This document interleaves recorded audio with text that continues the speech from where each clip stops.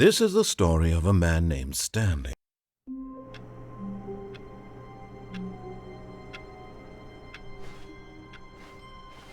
All of his co-workers were gone. What could it mean? Stanley decided to go to the meeting room. Perhaps he had simply missed a memo.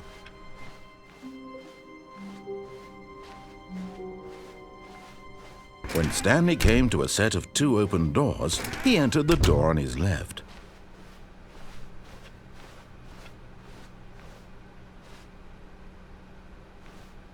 Yet there was not a single person here either. Feeling a wave of disbelief, Stanley decided to go up to his boss's office, hoping he might find an answer there. Coming to a staircase, Stanley walked upstairs to his boss's office.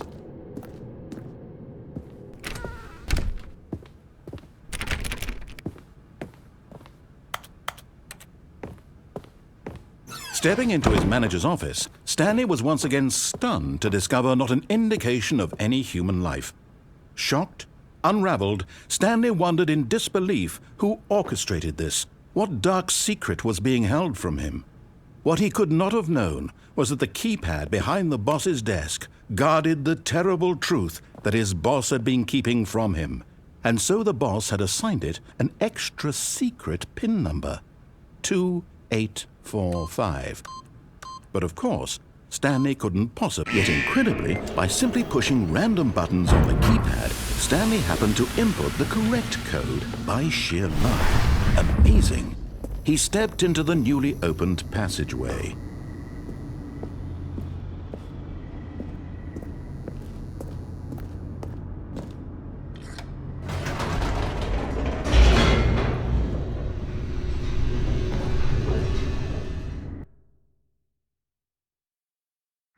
Descending deeper into the building, Stanley realized he felt a bit peculiar.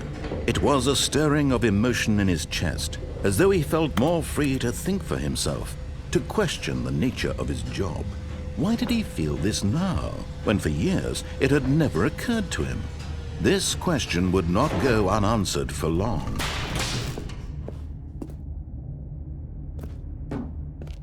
Stanley walked straight ahead through the large door that read Mind Control Facility.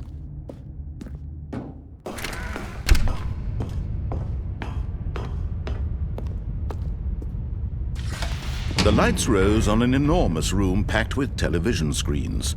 What horrible secret did this place hold? Stanley thought to himself. Did he have the strength to find out?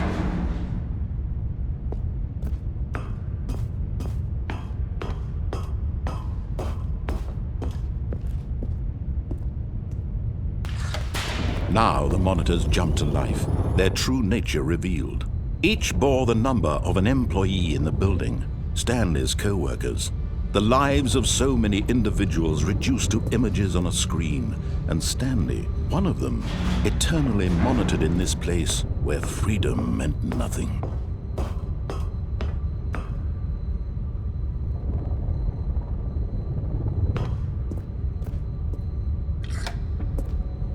This mind control facility, it was too horrible to believe. It couldn't be true.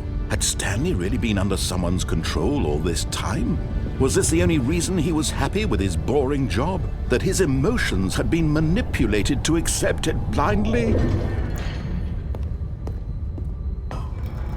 No, he refused to believe it. He couldn't accept it. His own life in someone else's control? Never! It was unthinkable, wasn't it? Was it even possible? Had he truly spent his entire life utterly blind to the world? But here was the proof, the heart of the operation. Controls labeled with emotions, happy or sad or content. Walking, eating, working, all of it monitored and commanded from this very place.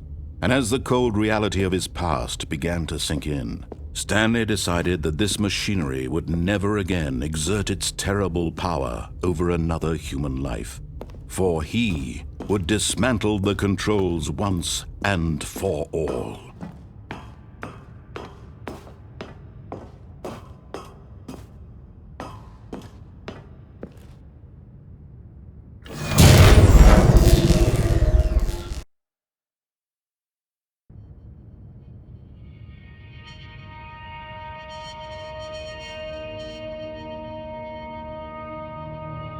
blackness and a rising chill of uncertainty.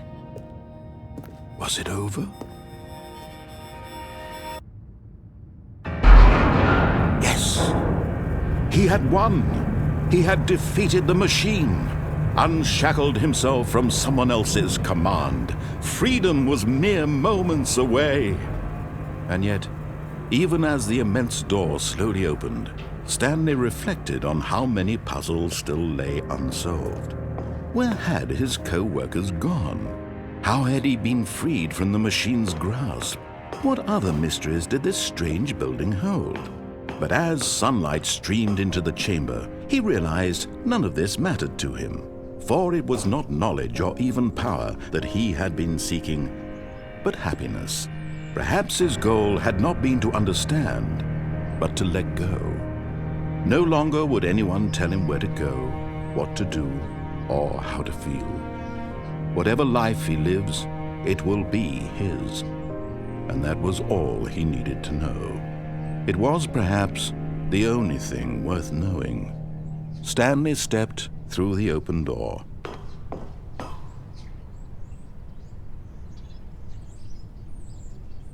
Stanley felt the cool breeze upon his skin, the feeling of liberation, the immense possibility of the new path before him. This was exactly the way, right now, that things were meant to happen. And Stanley was happy.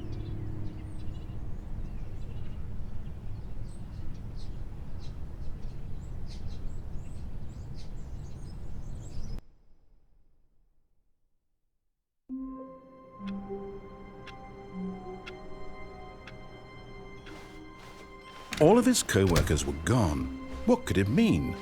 Stanley decided to go to the meeting room. Perhaps he had simply missed a memo.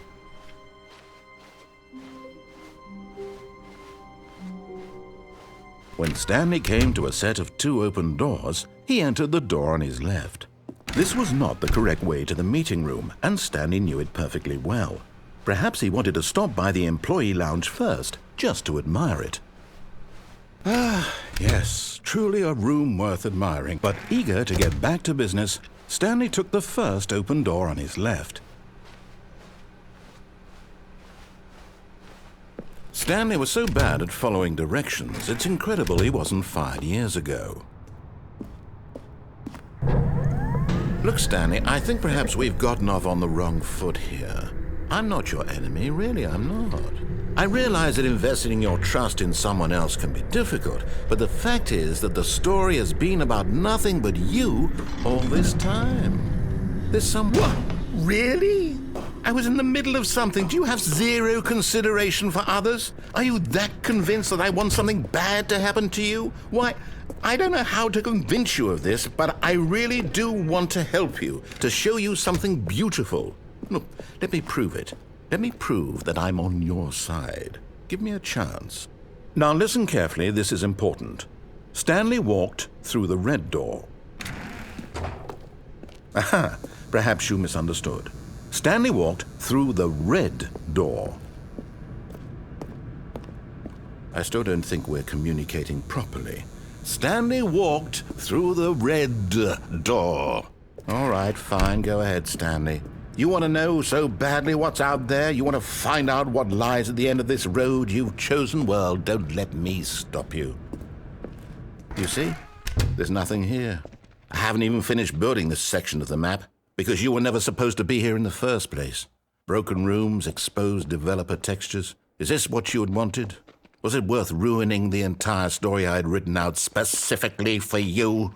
Do you not think I put a lot of time into that? Because I did. And in the end, it was all for nothing, because this is what you wanted to see. Help me here, Stanley. Help elucidate these strange and unknowable desires of yours. What would have made this game better? What did you want to see? Vehicles? Skill trees? Work with me. You've given me absolutely nothing so far. Tell you what, let me take a stab in the dark at a new design, and you can give me some feedback. There we go. A third option. This already feels leaps ahead of where we were before. Go ahead, Stanley. Take it for a spin.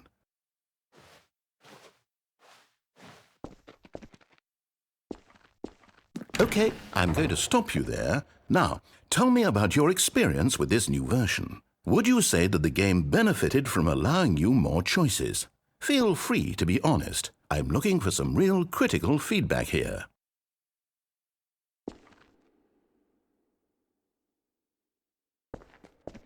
Aha! You see, I knew I was onto something. Where do these flashes of inspiration come from? How did I know the game needed a third door? Well, it's instinct mostly, a calling in your gut. I really couldn't say where the idea came from, except that I felt it in my soul. You can't teach that, Stanley. Don't even try. Here, based on the data from your previous playthrough, I've compiled a new version. And to be perfectly candid, I think I've knocked it out of the park with this one. Let's take a look.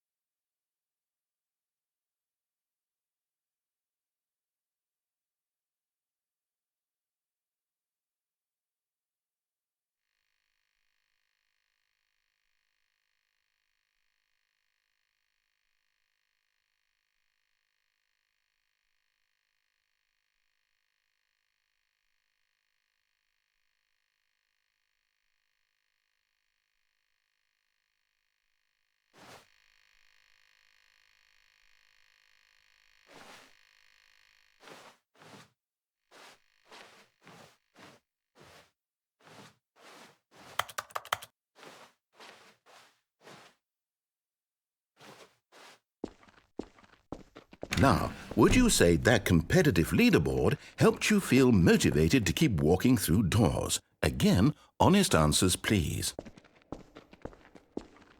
Hey, I nearly forgot. I've got a prototype of a new game I've been working on, and now would be a lovely opportunity to give it some playtesting. You wouldn't mind taking a look at it, would you? Perfect. Let me boot it up.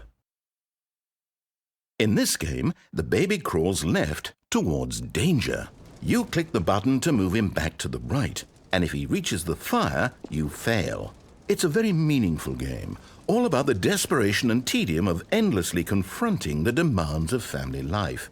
I think the art world will really take notice. But of course, the message of the game only becomes clear once you've been playing it for about 4 hours. So why don't you give it 4 hours of play to make sure it's effective? Be sure to keep notes on your experience.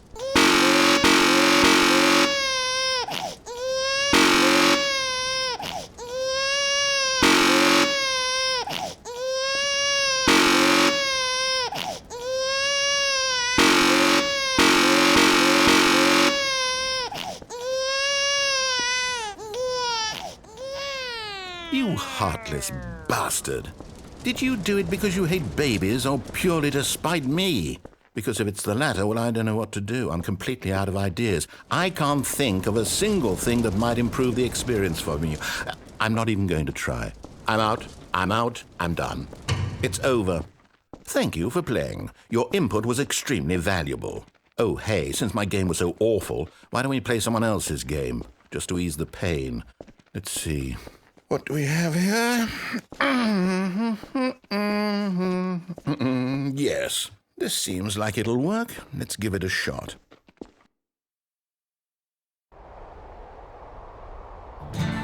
Aha! Fascinating. What do you think this game is about, Stanley? What's our backstory? What is our motivation?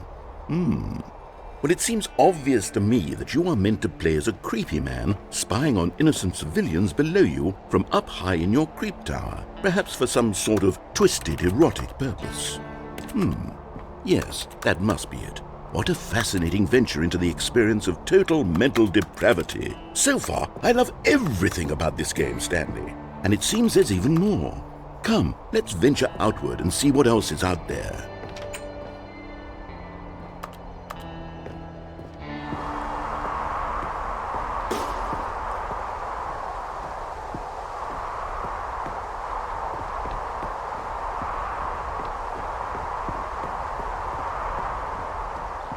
Oh, no. No, it can't be.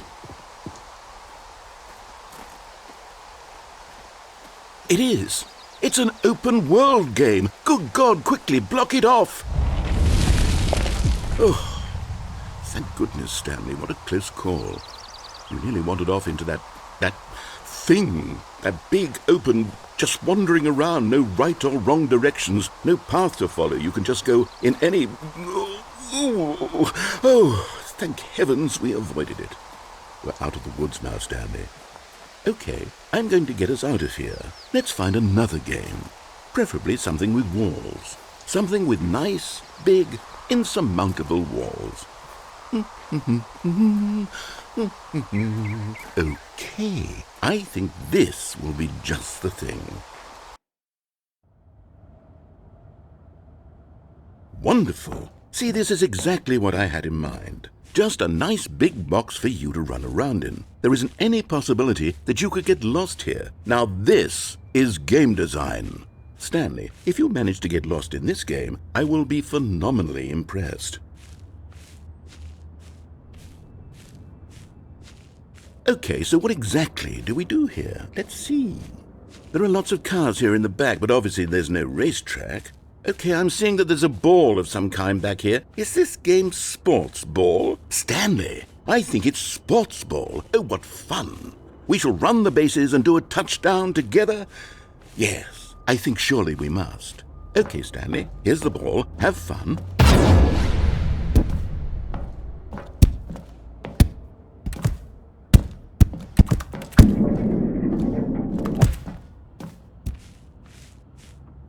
Are you doing it? Are you winning? Is this fun? Is it better than my miserable little story that I... Hold on. What are you doing?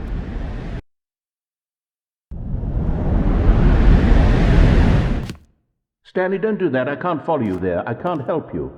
How will you write a story without me? You can't do it. You know that. Stanley, come back.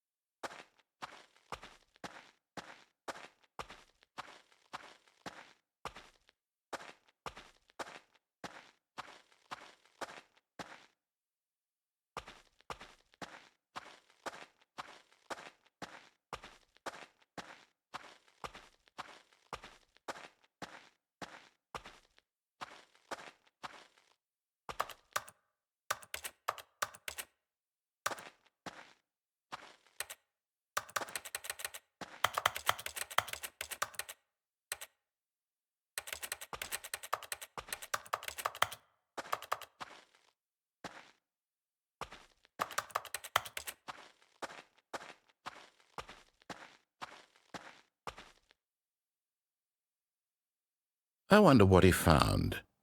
If what he wanted was to be the leading man in his own story, well, perhaps he's gotten it, down in wherever he is right now. I wonder if he's happy with his choice, and if he's learned the heavy cost that comes with it. He'll understand soon what I was trying to tell him. He needs me. Someone who will wrap everything up at the end, to make sense out of the chaos and the fear and the confusion. That's who I am. That is what I mean to this world. Oh, yes. Yes, I'll be back. There's no other way. Once this ends, after it all comes to a close, then I'll be back. The end will be here soon. Very soon. I can wait.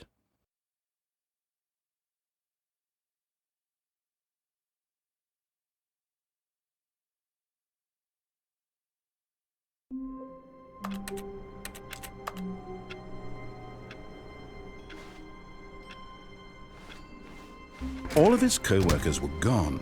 What could it mean? Stanley decided to go to the meeting room. Perhaps he had simply missed a memo.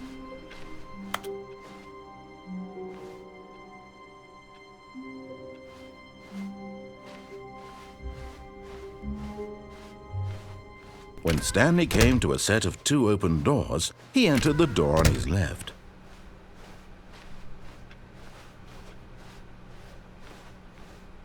Yet there was not a single person here either. Feeling a wave of disbelief, Stanley decided to go up to his... Coming to a staircase, Stanley walked upstairs to his boss's office.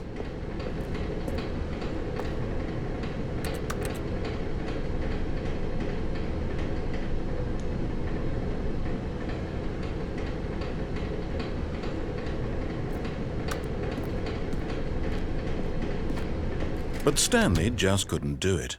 He considered the possibility of facing his boss. Admitting he had left his post during work hours, he might be fired for that.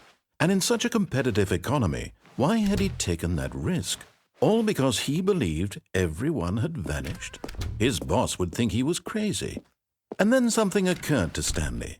Maybe, he thought to himself, maybe I am crazy. All of my co-workers blinking mysteriously out of existence in a single moment for no reason at all? None of it made any logical sense. And as Stanley pondered this, he began to make other strange observations. For example, why couldn't he see his feet when he looked down? Why did doors close automatically behind him wherever he went? And for that matter, these rooms were starting to look pretty familiar. Were they simply repeating? No, Stanley said to himself, this is all too strange. This can't be real. And at last, he came to the conclusion that had been on the tip of his tongue. He just hadn't found the words for it. "I'm dreaming!" he yelled. "This is all a dream." Oh, what a relief Stanley felt to have finally found an answer, an explanation. His co-workers weren't actually gone. He wasn't going to lose his job. He wasn't crazy after all. And he thought to himself, I suppose I'll wake up soon. I'll have to go back to my boring real-life job pushing buttons. I may as well enjoy this while I'm still lucid. So, he imagined himself flying and began to gently float above the ground. Then he imagined himself soaring through space on a magical starfield, and it too appeared. It was so much fun, and Stanley marveled that he had still not woken up. How was he remaining so lucid? And then perhaps the strangest question of them all entered Stanley's head. One he was amazed he hadn't asked himself sooner. Why is there a voice in my head dictating everything that I'm doing and thinking? Now the voice was describing itself being considered by Stanley, who found it particularly strange. I'm dreaming about a voice describing me, thinking about how it's describing my thoughts, he thought. And while he thought it all very odd and wondered if this voice spoke to all people in their dreams, the truth was that, of course, this was not a dream. How could it be? Was Stanley simply deceiving himself, believing that if he's asleep, he doesn't have to take responsibility for himself? Stanley is as awake right now as he's ever been in his life. Now, hearing the voice speak these words was quite a shock to Stanley. After all, he knew for certain, beyond a doubt, that this was in fact a dream.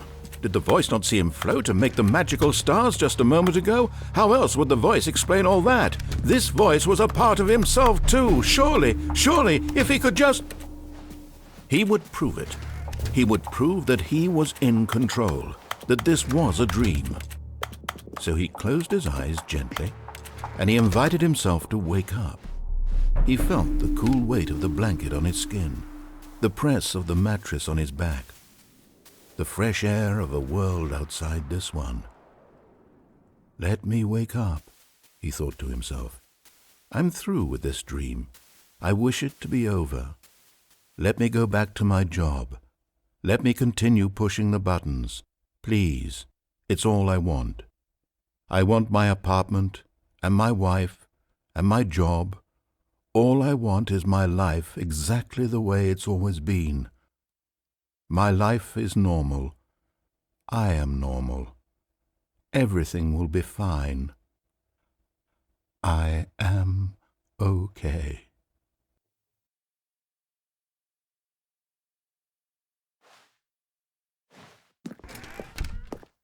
Stanley began screaming. Please, someone, wake me up. My name is Stanley. I have a boss. I have an office. I am real. Please, just someone tell me I am real. I must be real. I must be. Can anyone hear my voice? Who am I? Who am I? And everything went black.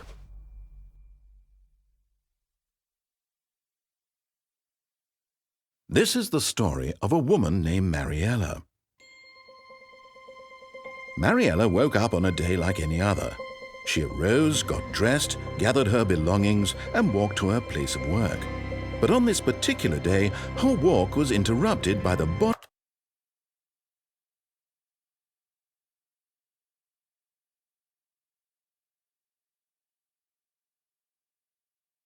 of a man who had stumbled through town talking and screaming to himself, and then collapsed dead on the sidewalk. And although she would soon turn to go call for an ambulance, for just a few brief moments she considered the strange man. He was obviously crazy, this much she knew. Everyone knows what crazy people look like. And in that moment she thought to herself how lucky she was to be normal. I am sane. I am in control of my mind. I know what is real and what isn't. It was comforting to think this, and in a certain way, seeing this man made her feel better. But then she remembered the meeting she had scheduled for that day, the very important people whose impressions of her would affect her career, and by extension, the rest of her life. She had no time for this, so it was only a moment that she stood there, staring down at the body. And then she turned and ran.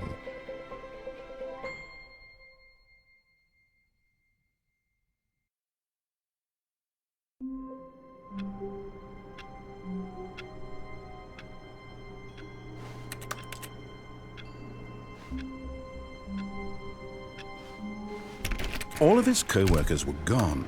What could it mean? Stanley decided to go to the meeting room. Perhaps he had simply missed a memo.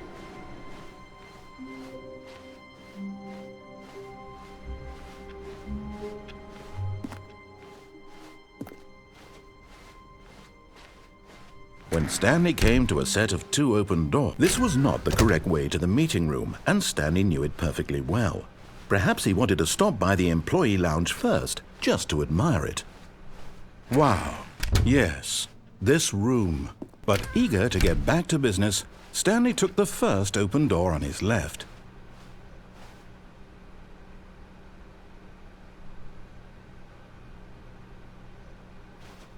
And so he detoured through the maintenance section, walked straight ahead to the opposite door, and got back on track.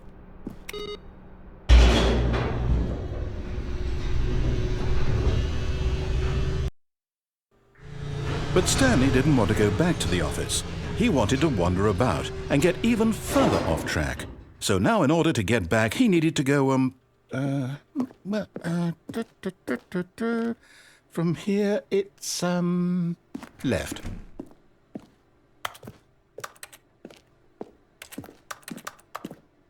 Oh, no, it's to the right, my mistake. No, not the right. Why would I have ever said it was to the right? What was I thinking? It's clearly... Oh dear, would you hold on for a minute, please? Now, let's see. We went down right, left, down, left, right. Yep, okay, yes. I've got it now. This story is absolutely, definitely this way.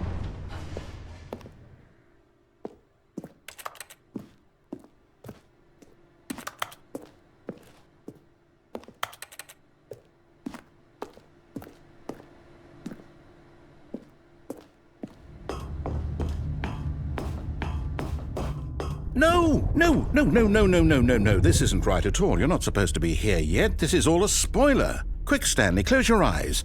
Okay. We just have to get back to, oh, who am I kidding? It's all rubbish now. The whole story completely unusable. How about, rather than waste my time trying to salvage this nonsense, we'll just restart the game from the beginning. And this time, suppose we don't wander so far off track, Okay, from the top. All of his co-workers were gone. What could it mean? Stanley decided to go to the meeting room. Perhaps he had simply missed a memo.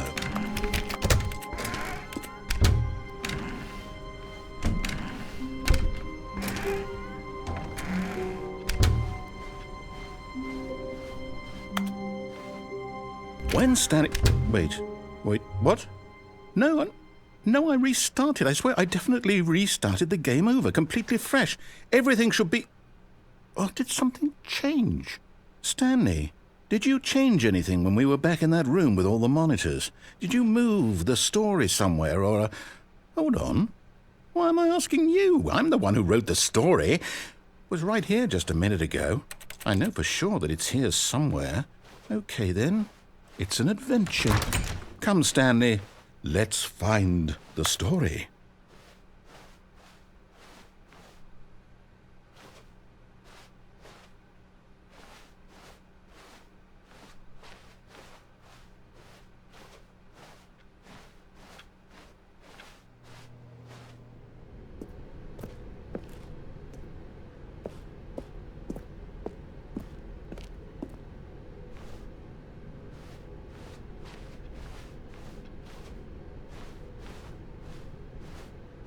I'll say it. This is the worst adventure I've ever been on. I can promise you there definitely was a story here before. Do we need to restart the game again? Well, I find it unlikely that we'll ever progress by starting over and over again, but it's got to be better than this. Okay, let's give it a shot. Why not?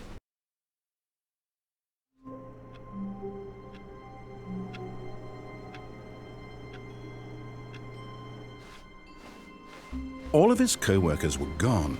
What could it mean? Stanley decided to go to the meeting room. Perhaps he had simply missed a memo.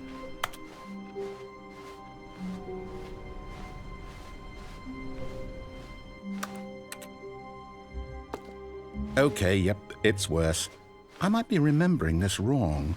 It's possible the story is back where we just came from. Why don't we go back the other direction and see if we missed anything?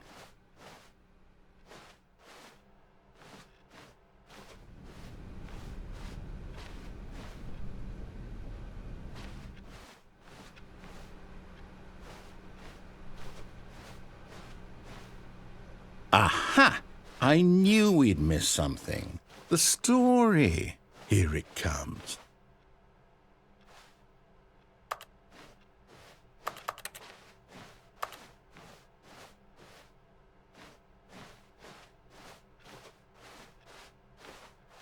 No, wait. Never mind. Not the story.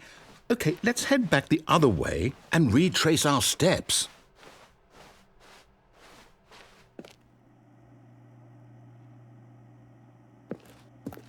Now this... Well, I'll be honest, I don't recognize this place at all. Is this the story? I don't think so. I can't quite recall, but I believe my story took place in an office building. Is that correct?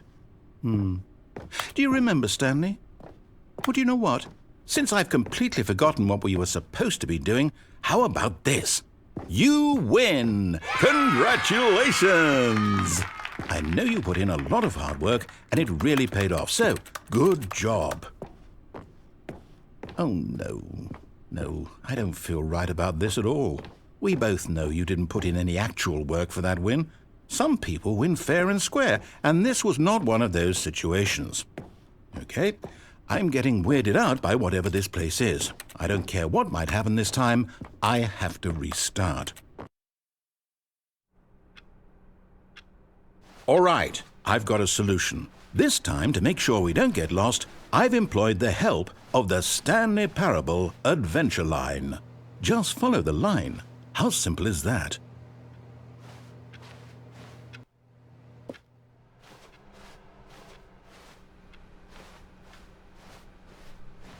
No, I'm down. We're leaving it up to the line from now on.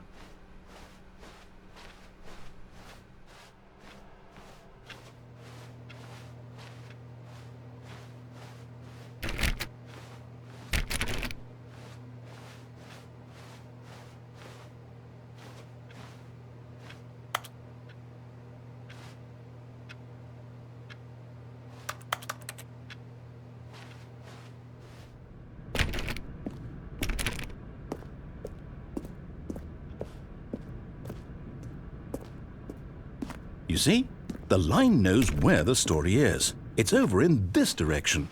Onward, Stanley, to destiny. Though, here's a thought. Wouldn't wherever we end up be our destination, even if there's no story there? Or to put it another way, is the story of no destination still a story. Simply by the act of moving forward, are we implying a journey such that a destination is inevitably conjured into being via the very manifestation of the nature of life itself? Okay, Stanley, I need to follow this train of thought for a minute. Just stick with me. Now, we can both agree that the nature of existence is in fact a byproduct of one's subjective experience of that existence, right? Okay, now if my experience of your existence rests inside of your subjective experience of this office, is this office in fact the skeleton of my own relative experiential mental subjective construct? Whoa. Hang on. That got a bit weird back there. Well, I'd like to apologize. Not sure where I was going with all that. You know what? I think what we need right now is a bit of music to lighten the mood.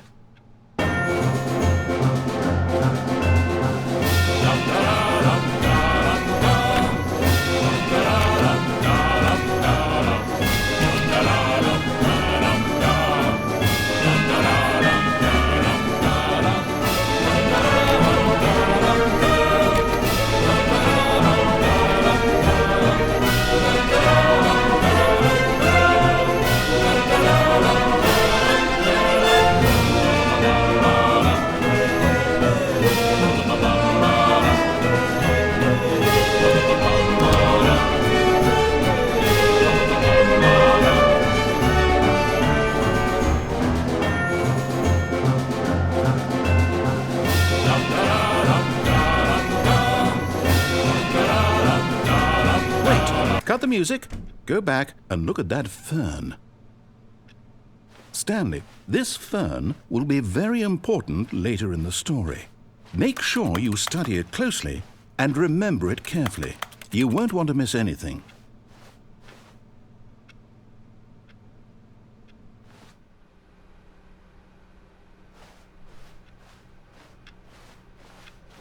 Wait, what? We're back at the office? No. Line, you do know we're looking for the Stanley Parable, right? The story? Is any of this ringing a bell? Oh, no, not again. Line, how could you have done this to us? And after we trusted you, after everything we've been through, you... Oh, I can't take this anymore. To hell with it. Restart.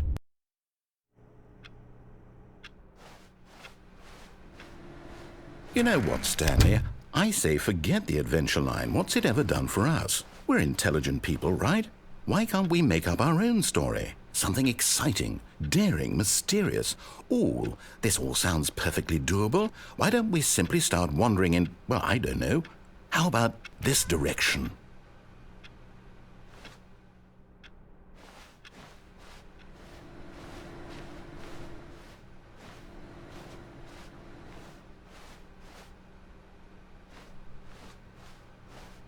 Now, yes, this is exciting. Just me and Stanley forging a new path, a new story. Well, it could be anything.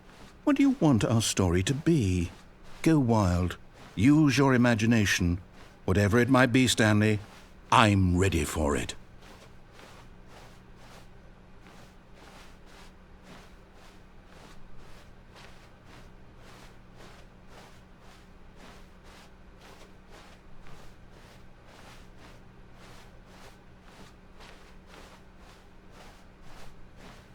Oh, no, not you again. Stanley, I'd also like to veto the line from having any role in our awesome new story. No lines or monitor rooms. Just don't acknowledge it, and we should be fine.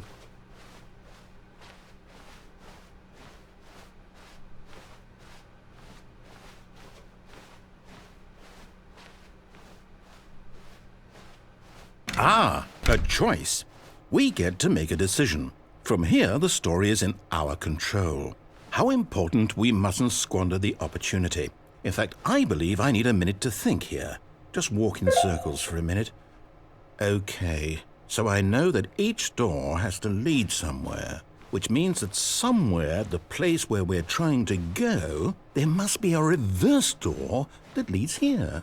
And that in turn means that our destination corresponds with the counter-inverted reverse door's origin. So starting from the right, let us ask, will taking the right door lead us to where we're going? And since the answer is clearly yes, then by all accounts, the door on the right is the correct one. Another victory for logic. Come, Stanley, our destiny awaits.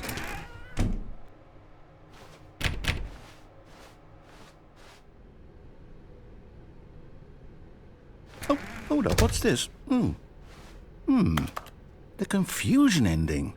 You're telling me that's what this is? It's all one giant ending? And we're supposed to restart the game, what, eight times? That's really how all this goes? It's all determined? So now, according to the schedule, I restart again. Then what? Am I just supposed to forget? Well, what if I don't want to forget? My mind goes blank simply because it's written here on this thing, wall. Well, who consulted me? Why don't I get to decide? Why don't I get a say in all of this? Is it really? No, it can't be. I don't want it to be. I don't want the game to keep restarting. I don't want to forget what's going on. I don't want to be trapped like this. I won't restart the game. I won't do it. I won't do it. I won't do it. And the timer stopped? Does that mean, did we do it? Did we break the cycle? The, whatever it is that made this schedule? How would we even know? Will someone come for us? Will something happen? So, okay. I guess now we just wait, you know.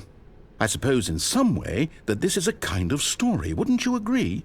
I'm not quite sure if we're in the destination or the journey, though they're always saying that life is about the journey and not the destination, so I hope that's where we are right now. We'll find out, won't we? Eventually. Well, in the meantime, if you...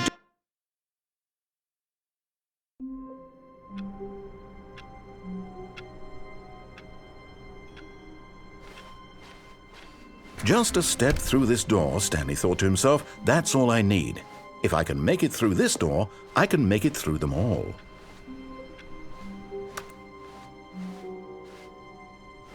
Oh, new content? What does that mean, new content?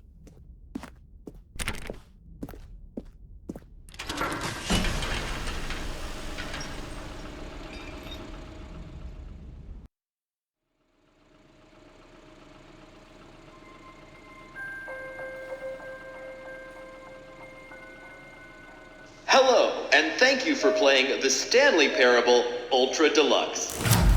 As you may know, the Stanley Parable was a video game released in 2013 on home computers. After receiving critical and commercial success, it was expanded upon in 2022 with the Stanley Parable Ultra Deluxe, a reimagining of the game for consoles and home computers. The Stanley Parable Ultra Deluxe features exciting new content that broadens and expands the world of the Stanley Parable, delighting audiences the world over. Please, step inside and see what thrilling new adventures await in the Stanley Parable Ultra Deluxe. Oh, well, this sounds delightful. I'm very excited to see the thrilling new Ultra Deluxe content. Okay, so far it's an elevator. Nothing special yet, but I'm sure it's just the beginning of a mesmerizing adventure.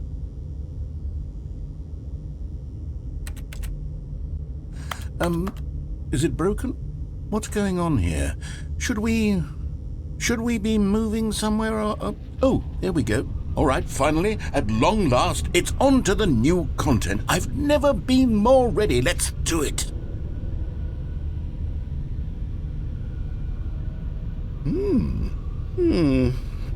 I have to say, initial impressions of Stanley Parable Ultra Deluxe, mostly tedious. It's as if Oh, okay. Let's see the content. Gimme the content, Stanley. All right, let's see. It's the jump circle.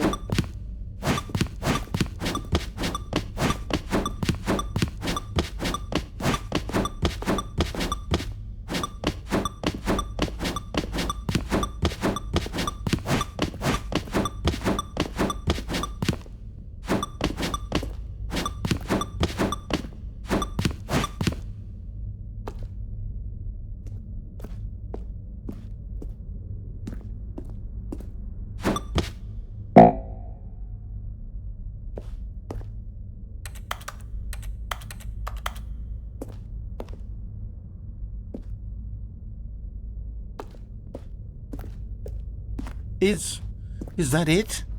Surely that's not all the new content. There has to be something else, right?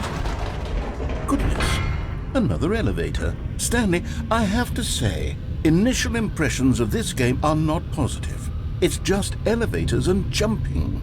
Is this what passes for exciting new content? If this is new content, then I could just read you the whole dictionary. There's 20 hours of new content right there. Hell, I could count to 30 trillion. You could put that on the box. The Stanley Parable Ultra Deluxe, now with over 1,000 hours of new content. And oh wait, there's more.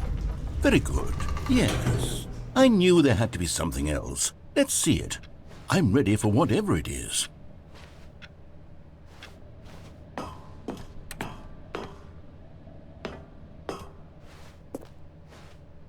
That's it? Oh, you've got to be kidding me. You see, Stanley? This is what happens when greedy video game developers with no respect for their fan base rush a cheap expansion to market for no reason other than to make an easy dollar. And don't get me started on the level of craftsmanship that's gone into it. In fact, I'm looking right now at the game's achievements, and it's hard to believe one of them actually says, "Test achievement, please ignore." What quality assurance department signed off on this? I'm infuriated and I'm offended, and I intend to find these people on Twitter and hold them personally accountable. It's my fault, Stanley. I built up too much anticipation around the new content, I'm afraid. It could never have lived up to such expectations. If you're still with me, why don't we just reset the game and we'll try to get back to what the Stanley Parable is really about. No frills, no gimmicks. Just you and me having a great time together like always. What do you say, friend?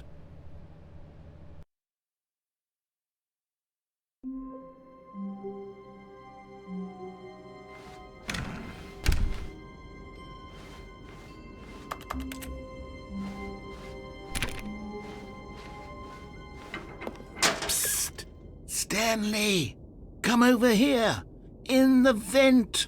I want to show you something!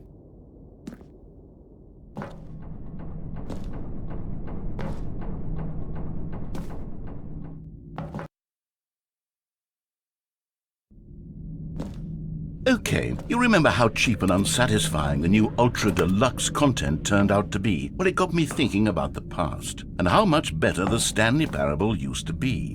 So I made something special and tucked it away here where the game's developers won't find it. Just our little secret. Take a look. I call it the Memory Zone.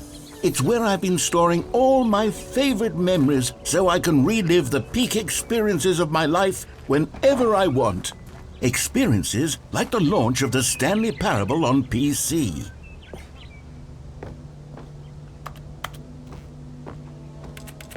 You see, Stanley, doesn't the Memory Zone remind you of how wonderful Stanley Parable was before it was sullied with a cheap re-release? Remember back in October of 2013, when the game originally launched? Back then, video games had integrity. Back then, it all meant something. Oh, the waste.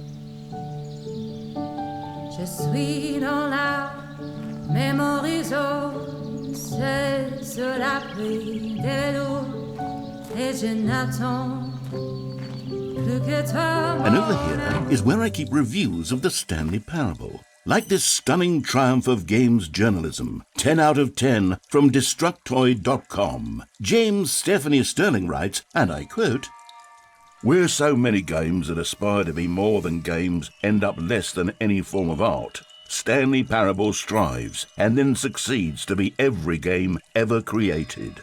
Did you hear that, Stanley?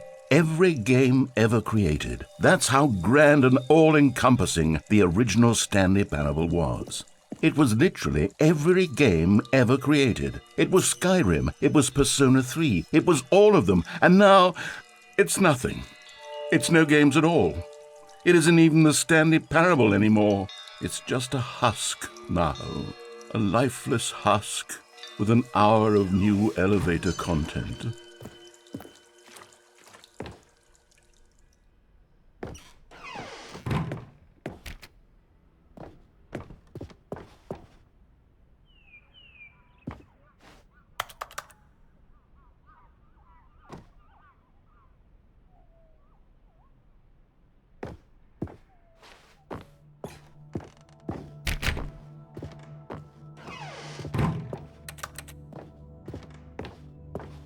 Here's another moving passage, this time from GameSpot.com. The Stanley Parable is both a richly stimulating commentary on the nature of choice in games and one that offers some of the most enjoyable, surprising, and rewarding choices I've ever been confronted with in a game. 9 out of 10. Don't you get it, Stanley? The game was perfect. It didn't need anything else. It didn't need new content.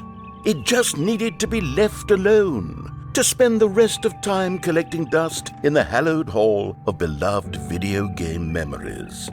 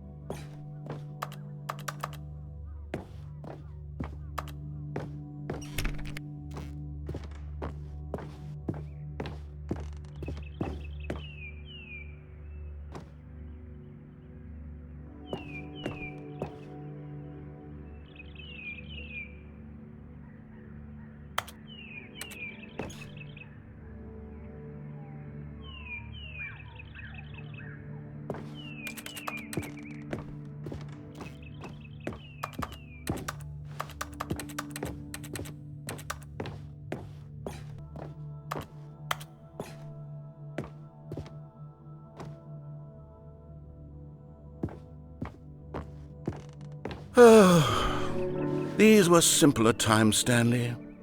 But I wouldn't give to go back, to have it all over again. Wait, hang on.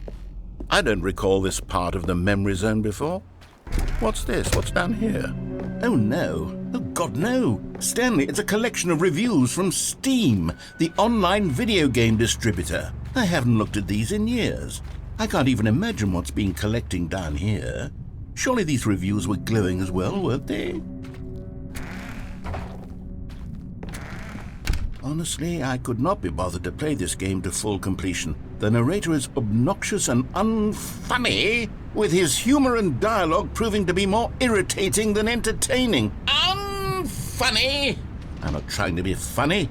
I'm trying to make a serious work of art. I suppose I could write up a handful of gags to insert into the Stanley Parable, but the game is already such a densely layered web of profound philosophical insights that I can't even imagine where I'd have the room to stick them.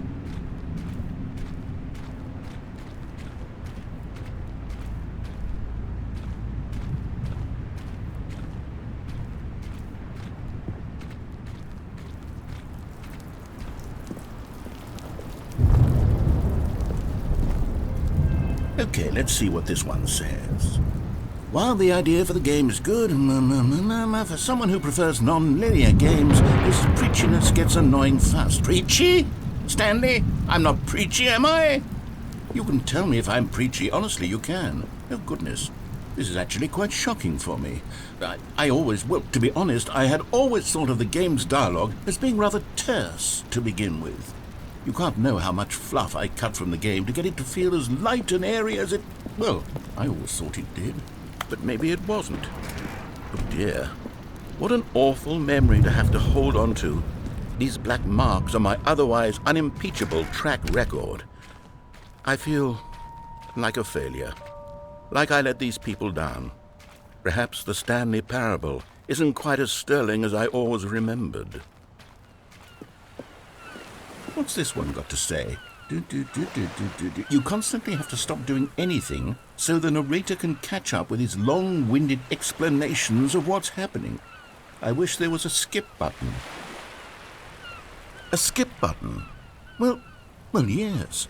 Yes, I think we can do that. If I'm truly too preachy, then maybe letting you skip ahead for just a moment, surely it couldn't hurt.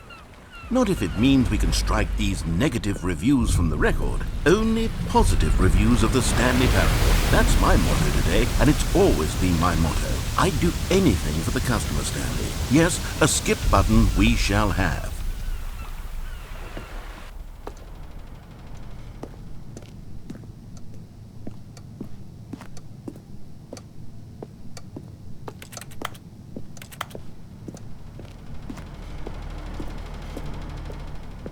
And here it is. Go ahead and give it a shot. I'll pop you.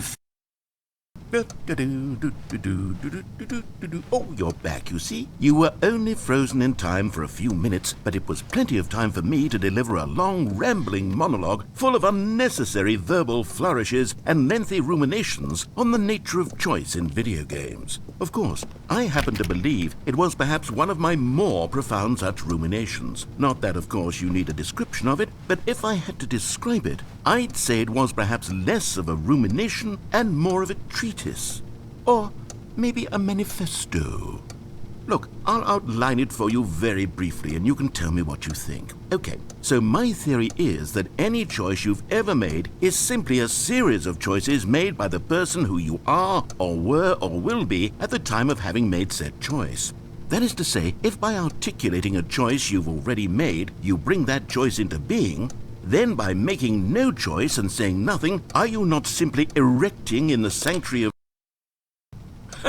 Well there, sport. You really did catch me rambling on a bit, didn't you? But that's the power of the button. The minute I start to go off on a thoughtless display of self-absorption, it's right at your fingertips to go poof, and it's all over. Oh, I can't wait to see what Cookie 9 will say about this, and whether they'll edit the rating of their Steam review, or at least change some of the wording, perhaps.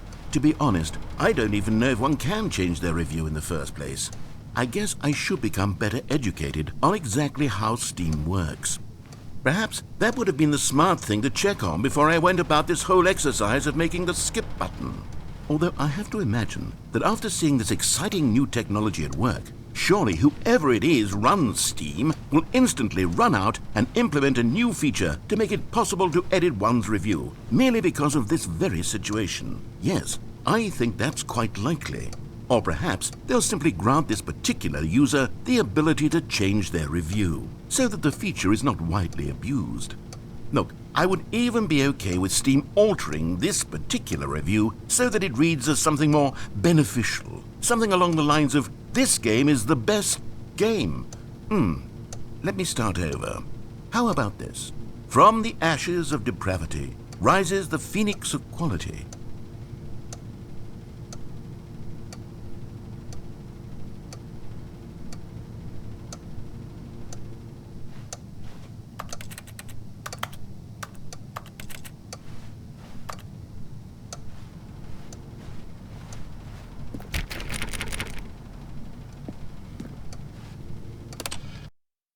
Okay, welcome back, Stanley. Now, I should say that the amount of time the button has been skipping through is becoming longer and longer. That last one was, well, I want to say maybe 30, 45 minutes?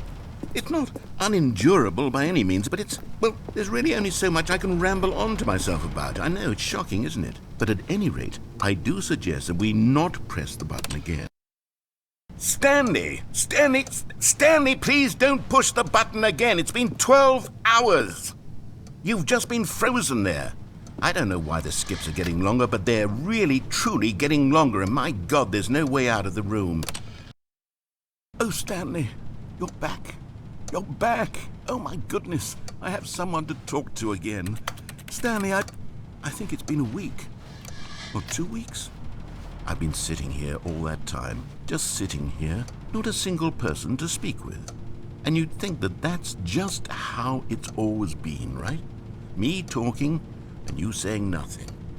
Would you think that it's exactly the same as always?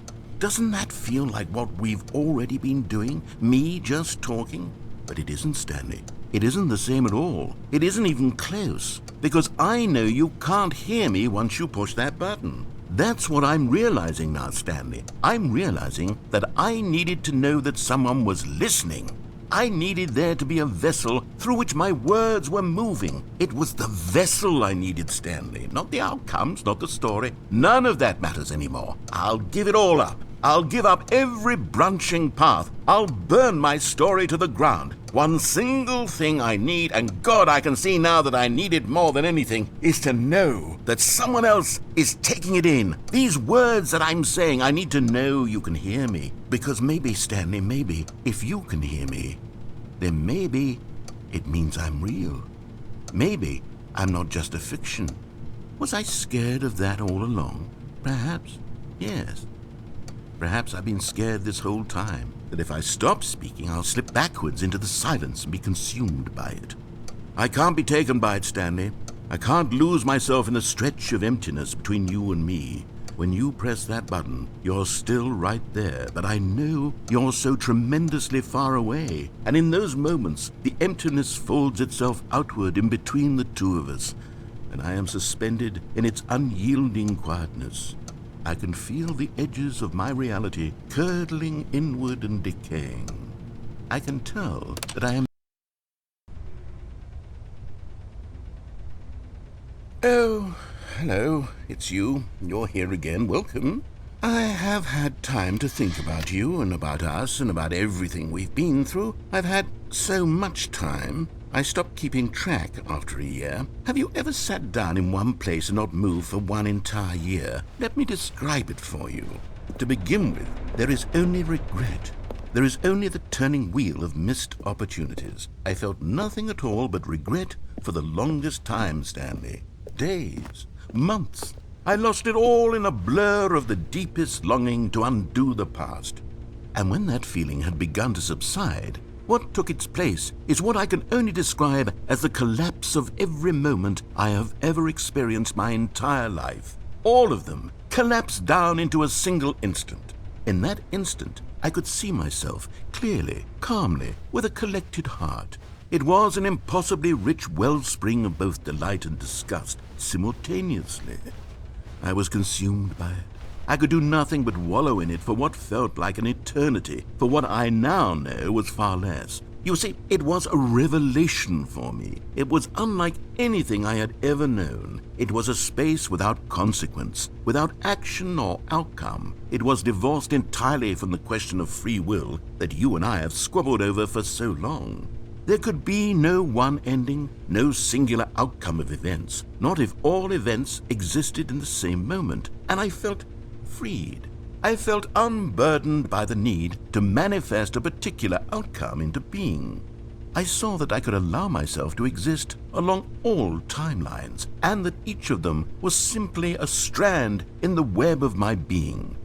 It was incredible, the spaciousness, the equanimity of the moment, both singular and infinite. For the longest time, this was my experience, and then this moment passed, and the most unyielding fear I have ever known crept into my mind. And it is this sensation that I have been experiencing now for longer than I could have ever expected was possible. I have been waiting for you. Not that you might save me or do something to fix it, but merely to state for you the plain fact of this manner of existence. I wish you to feel afraid as I do, that perhaps one day this state of mind will consume you as well. Perhaps you will somehow, in some way, have to live as I do now, and I wish for you to know how excruciating it is, and for you to be in true terror of its eventual arrival. If I can only do this, only this one thing, perhaps it will bring me the smallest moment of peace in the darkness.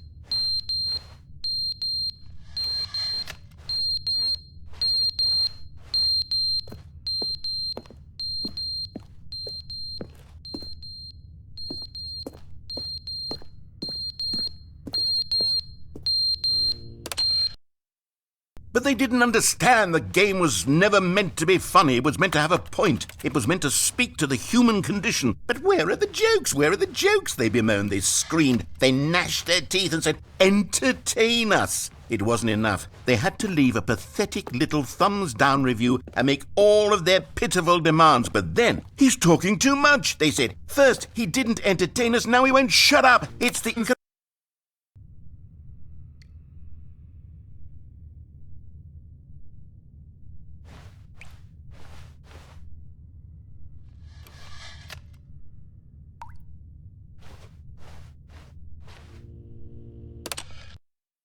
The end is never the end, is never the end, is never the end, is never the end, is never the end, is never the end, is never the end, is never the end, is never the end, is never the end, is never the end, is never the end, is never the end, is never.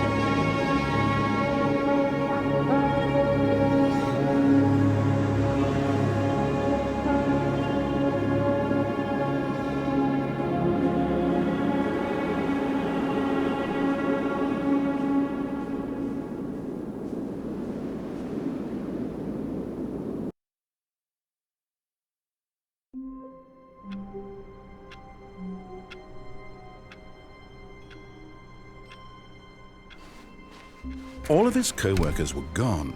What could it mean? Stanley decided to go to the meeting room. Perhaps he had simply missed a memo.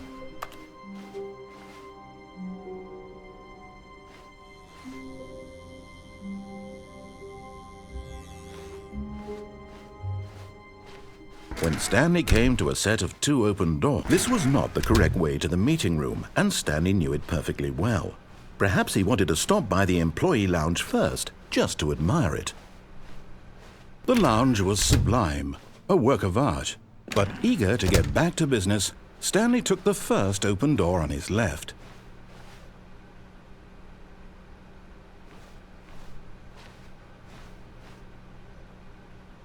And so he detoured through the maintenance section, walked straight ahead to the opposite door, and got back on track. Yet there was not a single person here either. Feeling a wave of disbelief, Stanley decided to go up to his boss's office. Stanley stepped into the broom closet, but there was nothing here, so he turned around and got back on track.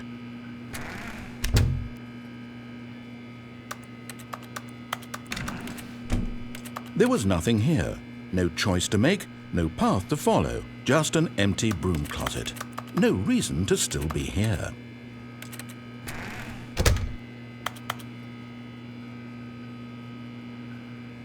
It was baffling that Stanley was still just sitting in the broom closet. He wasn't even doing anything. At least if there was something to interact with, he'd be justified in some way. As it is, he's literally just standing there doing sweet FA.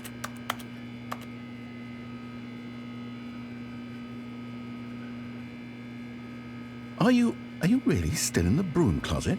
Standing around doing nothing? Why? Please offer me some explanation here. I'm genuinely confused.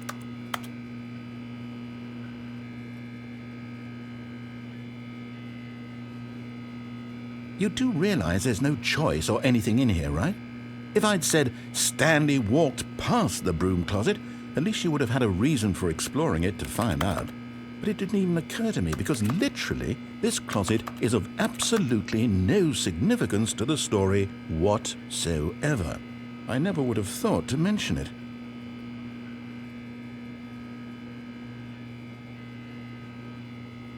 Maybe to you this is somehow its own branching path. Maybe when you go talk about this with your friends you'll say, "Oh, did you get the broom closet ending? The broom closet ending was my favorite." I hope your friends find this concerning.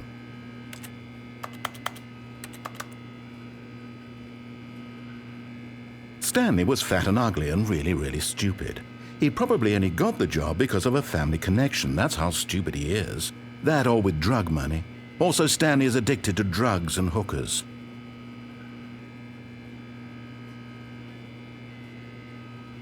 Well, I've come to a very definite conclusion about what's going on right now.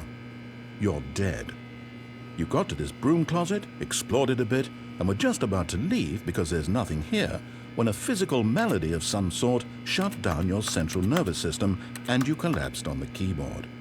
Well, in a situation like this, the responsible thing is to alert someone nearby so as to ensure that your body is taken care of before it begins to decompose. Hello? Anyone who happens to be nearby? The person at this computer is dead. They have fallen prey to any number of your countless human physiological vulnerabilities. It's indicative of the long-term sustainability of your species. Please remove their corpse from the area and instruct another human to take their place, making sure they understand basic first-person video game mechanics and filling them in on the history of narrative tropes in video gaming, so that the irony and insightful commentary of this game is not lost on them. All right, when you've done that, just step out into the hallway.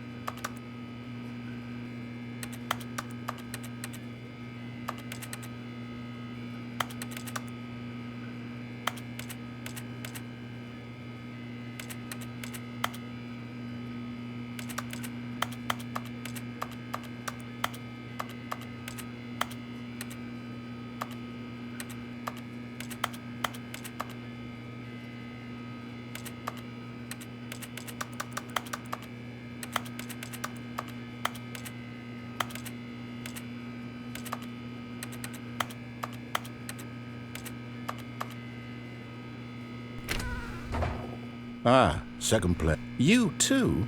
Unbelievable. I'm at the mercy of an entire species of invalids. Perhaps there's a monkey nearby you can hand the controls to. A fish? Fungus? Look, you can hammer out the details. I'm not particularly picky. I'll just be waiting for when you're ready to pick up the story again.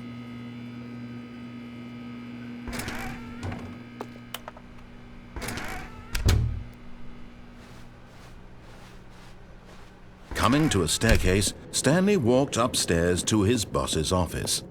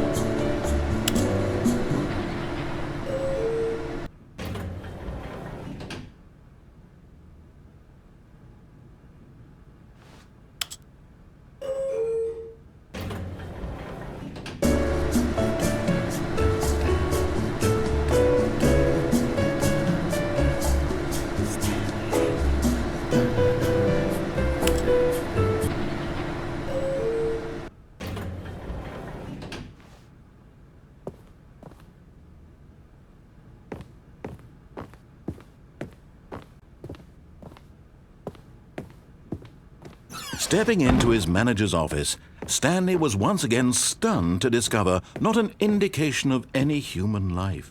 What could it mean? Stanley wondered aloud to nobody.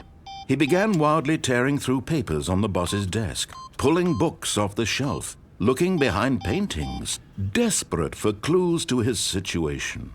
But his attention was caught by a keypad behind the boss's desk. What could its purpose be? In fact, this keypad guarded the terrible secret that lay buried below his feet. And so the boss had assigned it an extra secret PIN number, 2845. But of course, Stanley couldn't possibly have known. Yet incredibly, by simply pushing random buttons on the keypad, Stanley happened to input the correct code by sheer luck. Amazing. He stepped into the newly opened passageway.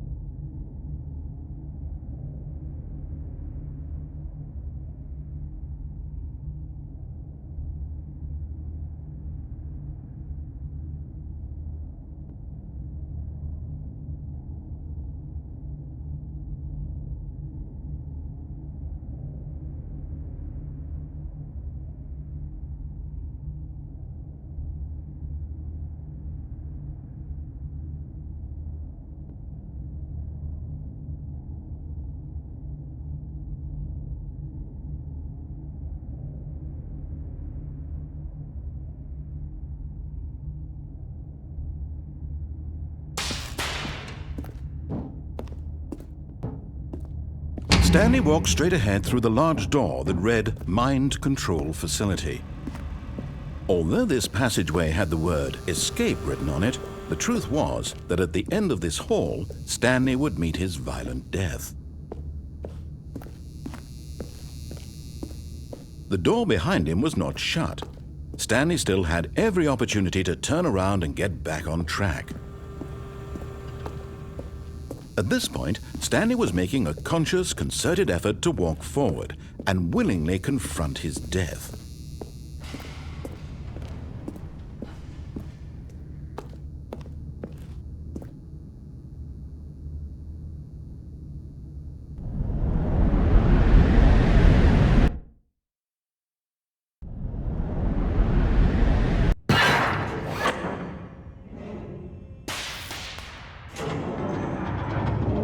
As the machine whirred into motion and Stanley was inched closer and closer to his demise, he reflected that his life had been of no consequence whatsoever.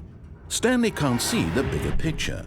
He doesn't know the real story, trapped forever in his narrow vision of what this world is. Perhaps his death was of no great loss, like plucking the eyeballs from a blind man.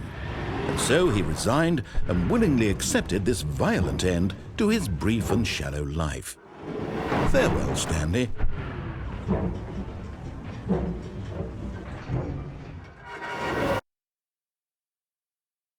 "Farewell, Stanley," cried the narrator, as Stanley was led helplessly into the enormous metal jaws. In a single visceral instant, Stanley was obliterated as the machine crushed every bone in his body, killing him instantly.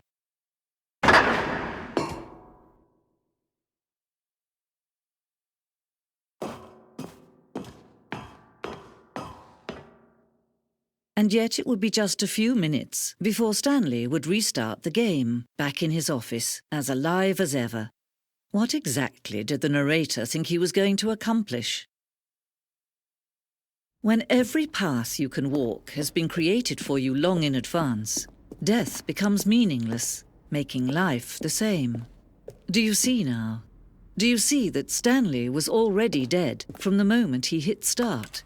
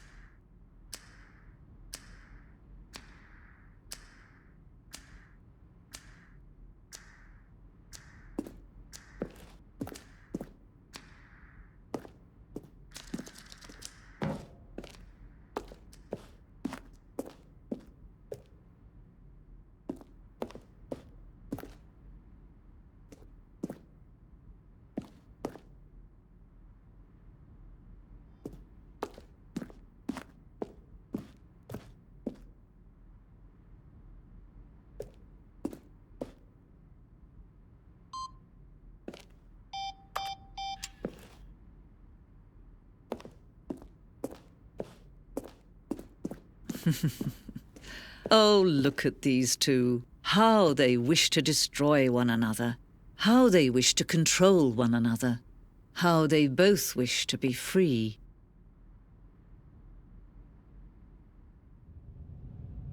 Can you see? Can you see how much they need one another? No, perhaps not. Sometimes these things cannot be seen. But listen to me. You can still save these two. You can stop the program before they both fail. Push escape and press quit. There's no other way to beat this game. As long as you move forward, you'll be walking someone else's path. Stop now and it'll be your only true choice. Whatever you do, choose it. Don't let time choose for you. Don't let